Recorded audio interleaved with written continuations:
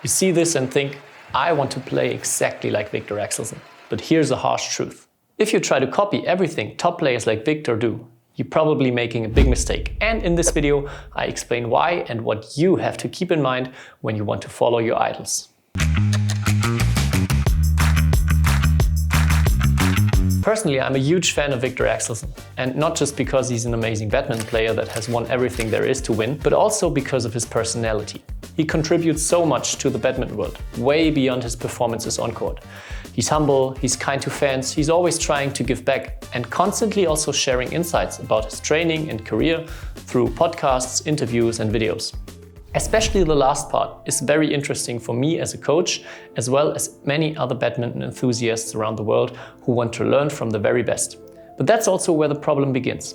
Many players are watching short clips on Instagram or TikTok with drills and training routines from the best players in the world, and they try to copy that. There is also a lot of scientific evidence that watching and copying is a very good way to learn new motor skills, but without understanding why players do certain things and without knowing if that really fits your playing style and your own game, it can backfire. So technique isn't something universal. And here's an example. Let's take a look at the racket preparation from the backcourt round the head corner. And we're going to compare Viktor Axelsen to former superstar Lin Dan from China. Here we can see totally different styles, with Viktor getting his racket out quickly and he's ready early to intercept the shuttle, with barely any upper body rotation. And on the other side we see Lin Dan. He drops his racket or holds his racket very low and long and rotates way more with the upper body. So which one of these techniques is better? Neither, because both players have huge success with it, and for example Viktor's method is perfect for him. He's almost 2 meters tall, and his early racket preparation in combination with his long reach, his long arms, allows him to intercept so many shuttles, get out quickly, and by that attack from very, very early and very dangerous positions, what also causes a lot of problems to other players. On the other side, Lin Dan uses another way to be extremely dangerous from the backcourt. He gets under the shuttle, he turns his upper body more, and by that he can also use his whole body to accelerate the racket and hit with extreme power. There's also a biomechanical reason why keeping the racket low and close to the body can make a lot of sense for many players. And when you extend your arms away from your body, your rotational speed slows down. And it's due to something what's called the moment of inertia. So the farther mass is from the axis of rotation, the harder it is to rotate quickly. And you can easily try this just right now by stretching your arms out and now try to spin and turn your upper body. And now do the same thing with your arms tucked in. You'll instantly feel how much faster you can rotate with your arms close to your body. So keeping his arm relaxed and close to his torso, Lin Dan can rotate way faster on the way back. So he is fast enough to get under the shuttle, turn in and then also turn out with the shot. So that's especially useful for smaller, more explosive players who want to generate power by using the full body from the rear court. So the big question is, what kind of player are you? And are you rather tall or rather short?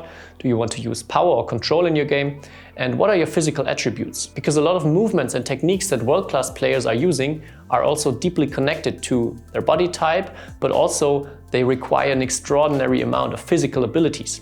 And you will also realize that just copying something without years of mobility and strength training and conditioning training, for example, won't work in many areas for you. So have a look. With legs like that, you can get out of a deep lunge in no time with just a fast push. But let's be honest, who has legs like that?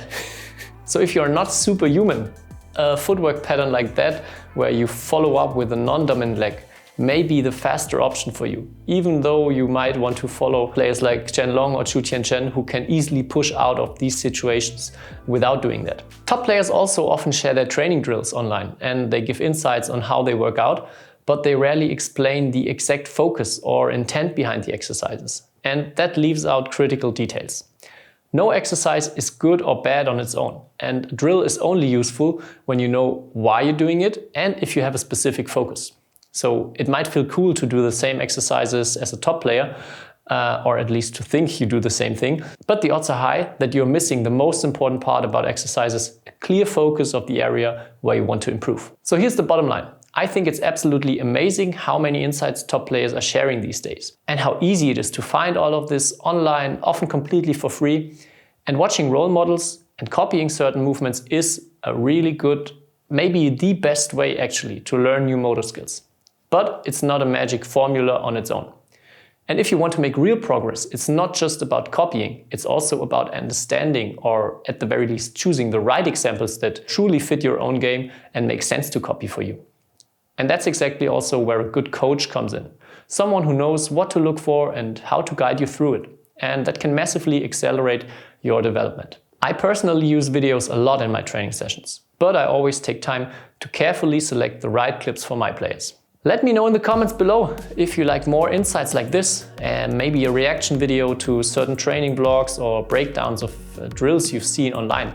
And I can also share my recommendations for the best social media channels to follow if you want high quality inspiration without getting lost in random content. Okay, so much for this video. Thank you for watching. I hope you enjoyed it, and if you did, don't forget to leave a like, subscribe to my channel, and then I see you in the next one. Bye bye.